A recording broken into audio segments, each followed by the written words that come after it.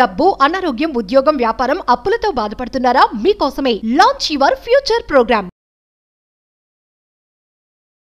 నమస్తే, welcome to Suman TV. నేను మీ Suman TV Usha.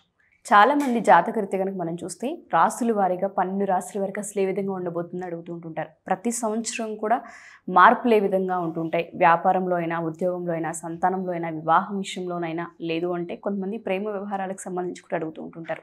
So especially కనుక మనం చూసుకుంటే 12 రాశుల వరకు అసలు ఏ విధంగా ఉండబోతుంది అన్న విషయాలపై మనతో పాటు ఉమాదేవరకొండ గారు ఉన్నారు. ఆయన అడిగి తెలుసుకుందాం. నమస్తే ఉమా గారు. నమస్తే అమ్మా. సో 12 రాశుల వారిగా కనుక మనం చూసుకుంటే మిథున రాశిలో పుట్టిన ఎవరైతే పురుషులు ఉంటూ ఉంటారో మగవారికి అసలు ఏ విధంగా ఉండే అవకాశం ఉంటుంది అంటారు?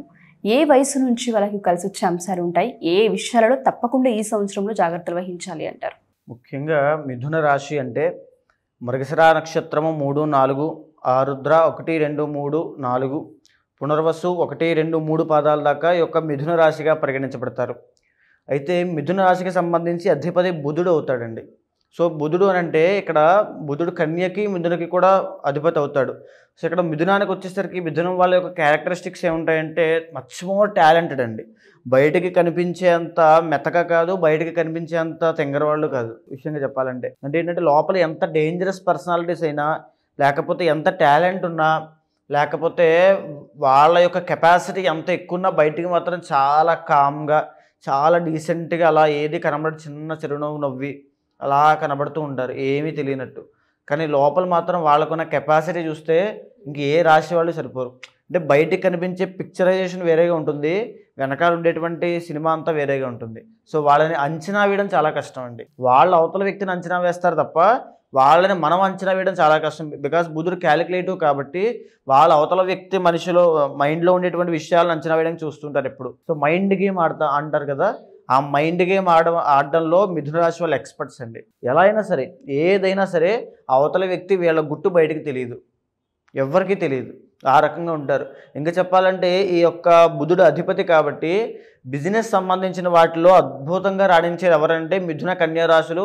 అందులో మిథున రాశి వాళ్ళు ముఖ్యంగా కమ్యూనికేషన్లో అండి. 3rd హౌస్ బికాస్ కమ్యూనికేషన్ కాబట్టి కమ్యూనికేషన్ డిపార్ట్మెంట్స్లో, లేకపోతే జర్నలిజం అవ్వచ్చు, మీడియా డిపార్ట్మెంట్స్ అవ్వచ్చు, లేకపోతే ఒక పొలిటికల్గా అవ్వచ్చు, లేకపోతే ఒక సినిమా రంగం అవ్వచ్చు, వీటిలో ఎక్కువగా రాణిస్తారు. అంటే పబ్లిక్ డొమైన్లో ఎక్కువగా మిథున రాశి వాళ్ళు బాగా రాణిస్తారు. అందులో కూడా కమ్యూనికేషన్ సంబంధించి, అందులో కూడా చేతి వృత్తి వ్యాపారాలకి సంబంధించి మనం చేతితో చేసుకునేటువంటి వృత్తి వ్యాపారాలు ఏవైతే ఉంటాయో, కంప్యూటర్ సంబంధించిన వర్క్స్ అవ్వచ్చు, డేటా సెంటర్స్ అవ్వచ్చు, లేకపోతే ఇంకా ఏదైనా ఐటీ సెక్టర్స్ అవ్వచ్చు, సాఫ్ట్వేర్ ఫీల్డ్ అవ్వచ్చు, ఇవన్నీ కూడా బుధుడికి సంబంధించి. అండ్ మోరోవర్ ఇంకోటి సర్జన్స్ అండి. బుధుడు కాబట్టి వైద్యుడు కాబట్టి సర్జరీలు చేసేటువంటి ఈ యొక్క సర్జరీలు చేసేటువంటి డాక్టర్స్ అయినా, లేకపోతే ఎనస్థీషియా డాక్టర్స్ అవ్వచ్చు, ఆ మెడికల్ ఫీల్డ్లో నర్సింగ్ కూడా అవ్వచ్చు. ఎందుకంటే ద ఒరిజినల్ 2nd హౌస్ వీళ్ళకి కర్కాటకం చంద్రుడు అవుతారు కాబట్టి నర్సింగ్ ఫీల్డ్ అద్భుతంగా రాణిస్తారు. అగ్రికల్చర్ చాలా బాగుంటుంది. అంటే చేతి వృత్తి వ్యాపారాలు చేసుకునేటువంటి ఎలాంటి వృత్తుల్లో అయినా మిథున రాశి వాళ్ళు అద్భుతంగా రాణిస్తారు. దాంట్లోనే కోట్లు గణించేటువంటి తెలివితేటలు వీళ్ళకి ఉంటాయి. విద్య పరంగా కూడా చాలా అద్భుతంగా ఉంటుంది వీళ్ళకి. సో వీళ్ళు ఏంటంటే ఏదైతే విద్యను అభ్యసిస్తారో దానికి తగినటువంటి వృత్తుల్లోనే ఎక్కువ శాతం సెటిల్ అయ్యేటువంటి అవకాశాలు ఉంటాయి. ఇకపోతే 4th హౌస్ వచ్చేసి బుధుడు అవుతాడు కాబట్టి మంచి గృహయోగాలు సిద్ధించడము వీళ్ళకి. అంటే 2+ అండి, 2+ గృహయోగాలు వీళ్ళకి ఉంటాయి. నేను బుధుడు సిగ్నిఫైస్ 2+ కాబట్టి మల్టిపుల్ కాబట్టి ఖచ్చితంగా 2-3 ఇళ్ళు ఉంటాయి. అయితే ఎప్పుడు ఉంటాయి ఇళ్ళు అంటే మీరు ఇందాక ఏజ్కి సంబంధించి కూడా అడిగారు కాబట్టి 30 దాటిన తర్వాతనే వీళ్ళకి వస్తాయి. ఎందుకంటే బుధుడు గృహకారకుడు, 4th హౌస్ గృహ సంబంధించి. సో కారకో భావనాశ ఎప్పుడైతే అవుతుందో ఈ ఇళ్ళకి సంబంధించి కాస్త ఇబ్బందులు అవుతాయండి స్టార్టింగ్ ఎర్లీ స్టేజ్లో. తర్వాత 2+ ఇళ్ళు అనేవి సంపాదించుకోవడానికి చాలా అవకాశాలు ఎక్కువ ఉంటాయి. ఇంకా దాంతోపాటు 5th అండ్ జాతకంలో 5th అండ్ 12th లార్డ్ శుక్రుడు అవుతాడు కాబట్టి ఈ శుక్రుడు అంటే వీళ్ళకి కనుక మిథున రాశి వాళ్ళకి అమ్మాయి పుడితే అమ్మాయి వల్ల అద్భుతం కలుగుతుందండి. అంటే అదృష్టం పడుతుంది. అంటే కొన్ని రాశుల వాళ్ళకి కొన్ని జాతకాలకి కొన్ని ఉంటాయండి నిర్దిష్టంగా. అవి జరిగాయంటే వాళ్ళ జీవితంలో మార్పులు వస్తాయి తప్పకుండా. ఇప్పుడు ఇందాక గృహయోగం అలా చెప్పాను, అలాగే వీళ్ళకి ఆడ సంతానం కలిగింది అని అంటే వాళ్ళకి అదృష్టం పట్టినట్టే. ఆడ సంతానం వల్ల వీళ్ళ యొక్క కీర్తి ప్రతిష్టలు వ్యాపిస్తాయి, వీళ్ళ యొక్క పేరు వ్యాపిస్తుంది, వీళ్ళ యొక్క ధనము లేకపోతే వ్యాపారం. ఎందుకంటే వీళ్ళు వ్యాపారానికి సంబంధించిన దాంట్లో ఎక్కువ రాణిస్తారని చెప్పండి బుధుడు కాబట్టి. సో వ్యాపారాలు విస్తరిస్తాయి ఆడ సంతానం కలిగిన తర్వాత. ఎస్పెషల్లీ స్వాతి నక్షత్రం కానీ ఆ నక్షత్రంలో జన్మిస్తే చాలా అద్భుతంగా రాణిస్తారు. అయితే ఇకపోతే 6th house, the original 6th house వీళ్ళకి వృశ్చికం అవుతుంది కాబట్టి కాలచక్రం నుంచి 8th హౌస్ అవుతుంది, ఇక్కడ నుంచి 6th హౌస్ అవుతుంది. కాబట్టి వీళ్ళు ఆరోగ్యపరంగా బ్లడ్కి సంబంధించిన విషయాల్లో, న్యూరో ప్రాబ్లమ్స్లో, తర్వాత స్కిన్ ప్రాబ్లమ్స్లో, డెంటల్ ప్రాబ్లమ్స్లో, బ్లడ్ ఇన్ఫెక్షన్స్, ప్లేట్లెట్స్ పడిపోవడము, ఇవన్నీ ఎఫెక్ట్ అయ్యే అవకాశాలు ఉంటాయి. తర్వాత బుధుడు వస్తున్నాడు కాబట్టి న్యూరో సంబంధించిన సయాటికా అవ్వచ్చు. ఎందుకంటే మళ్ళీ అక్కడ 8th హౌస్ వచ్చేసి శని అవుతుందండి, మకరం. కాబట్టి స్పైనల్ కార్డుకి సంబంధించిన ఇబ్బందులు అవ్వచ్చు, నడుము నొప్పులు అవ్వచ్చు, అంటే కూర్చొని పనిచేసి సయాటికా పెయిన్స్ అంటారు, అవి అవ్వచ్చు. స్పాండిలైటిస్ అంటారు, మెడకి సంబంధించినట్టు, కాలర్ బోన్స్. సో వాటికి సంబంధించి అవ్వచ్చు. ఎక్కువ శాతం ఎఫెక్ట్ అయ్యేటువంటి అవకాశాలు ఉంటాయి. అంటే శని ఎప్పుడైతే అష్టమ స్థానానికి అధిపతి అవుతున్నాడో, అండ్ కుజుడు అంటే ఇక్కడ బుధుడు ఎఫెక్ట్ అవుతున్నాడో డయాబెటీస్ కూడా చూపిస్తూ ఉంటుంది. సో ఆ విషయాల్లో చాలా జాగ్రత్తగా ఉండాలి. అంటే 6th హౌస్లో ఎప్పుడైతే శుక్రుడు, ఒరిజినల్ 6th హౌస్ మీకు వృశ్చికం అవుతుందో, బ్లడ్కి సంబంధించినటువంటి ఇంకో ఇబ్బంది ఏంటంటే బీపీ అండి. సో ఇది 45 దాటిన మిడ్ ఏజ్ దాటిన తర్వాత ఈ ఆరోగ్య సమస్యలన్నీ వచ్చే అవకాశాలు ఎక్కువ శాతం ఉంటాయి. అయితే ఈ బీపీ విషయంలో కూడా చాలా జాగ్రత్తగా ఉండాలి. ఒరిజినల్ 7th హౌస్ వచ్చేసి వీళ్ళకి ఈ యొక్క గురుడు కాబట్టి 7th and 10th lord. Married లైఫ్లో కాస్త ఇబ్బందులు వచ్చే అవకాశాలు ఉంటుంది. ఎక్కువ శాతం వీళ్ళు చుట్టరికము, బంధువులు, అరేంజ్డ్ మ్యారేజ్లు ఇవి చేసుకునేటువంటి అవకాశాలు ఎక్కువ ఉంటాయి మిథున రాశి వాళ్ళు. ఎందుకంటే వీళ్ళు జనరల్గానే సాఫ్ట్ పీపుల్.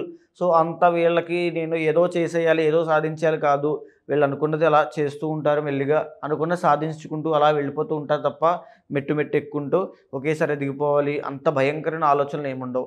కానీ తెలివితేటలు అమోఘంగా ఉంటాయి. అరేంజ్డ్ మ్యారేజ్ అవుతుంది, అయినటువంటి ఎర్లీ స్టేజ్లో కొంతకాలానికి ఇబ్బందులు వచ్చే అవకాశాలు ఉంటాయండి, ఇద్దరి మధ్యలో డిస్టర్బెన్స్ వస్తాయి.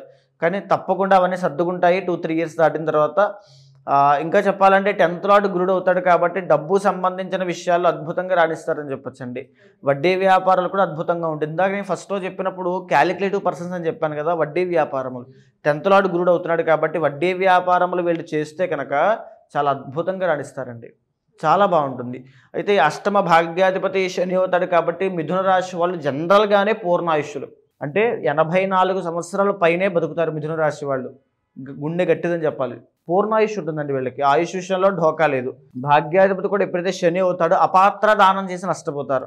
అపాత్ర దానం అని అంటే ఇవ్వకూడని వ్యక్తులకి డబ్బులు ఇచ్చి నష్టపోవడము, చేయకూడని వ్యక్తులకి సహాయం చేసి నష్టపోవడము, అపకీర్తి తెచ్చుకోవడము, పేరు పోగొట్టుకోవడం, గౌరవ మర్యాదలు పోగొట్టుకోవడం లాంటివి చేసే అవకాశాలు ఉంటాయి.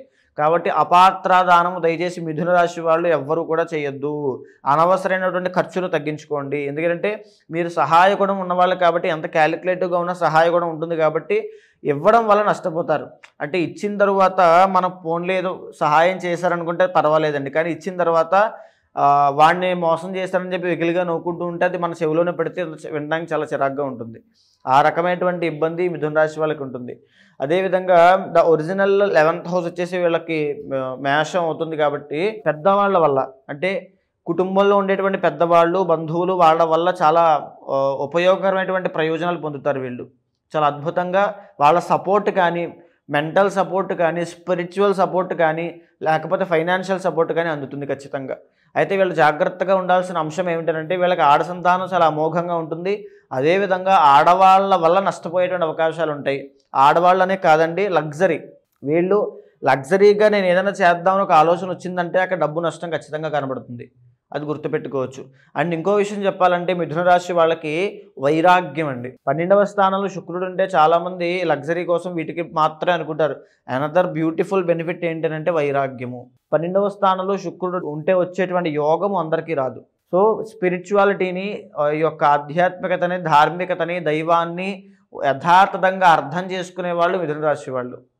వాళ్ళకి 50-60 దాటిన తరువాత నుంచి ఆ యొక్క స్పిరిచువల్ ఎనర్జీ అనేటువంటిది ఎంటర్ అవుతుంది. కుండలిని జాగరణ, లేకపోతే తొందరగా వైరాగ్యం రావడం, భక్తి జ్ఞాన వైరాగ్యాలు సిద్ధించేటువంటి రాశి మిథున రాశి. అంటే ఇహపర సాధనాలు రెండింటికి కూడా మిథున రాశి వాళ్ళు అద్భుతంగా ఉంటారు. సో ఓవరాల్ వీళ్ళకి బాగుంటుంది. వీళ్ళ క్యారెక్టరిస్టిక్స్ కూడా చాలా చూడడానికి, జీవితంలో వచ్చేటువంటి మలుపులు కూడా చూడడానికి చాలా బ్యూటిఫుల్గా ఉంటాయి.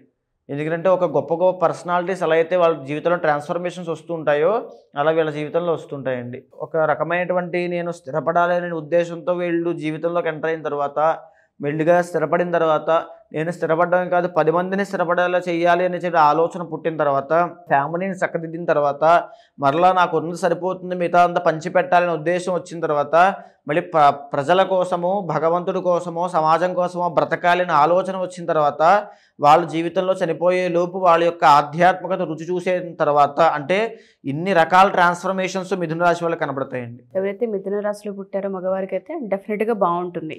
30 years తర్వాత వాళ్ళకి వివాహ విషయంలోనూ అండ్ దాంతోపాటు సంతాన విషయంలోనూ ఎటువంటి అడ్డంకులు అయితే లేవని చెప్పొచ్చు అంటారు. ఓకే, సో మీరు అన్నట్టుగానే జాతకరీత్యా చాలా బాగుంది అండ్ దాంతోపాటు మిథున రాశి వారికి ఎస్పెషల్లీ మగవారికి చాలా బాగుంది కాబట్టి ఈ సంవత్సరంలో బిజినెస్ స్టార్ట్ చేయాలన్నా, వివాహంలోకి అడుగు పెట్టాలి అనుకున్న, సంతాన విషయంలో డెసిషన్స్ తీసుకోవాలి అనుకున్న, జాతకరీత్యా ఒకసారి మిమ్మల్ని కలవాలి అనుకుంటే ఏ విధంగా అంటారండి?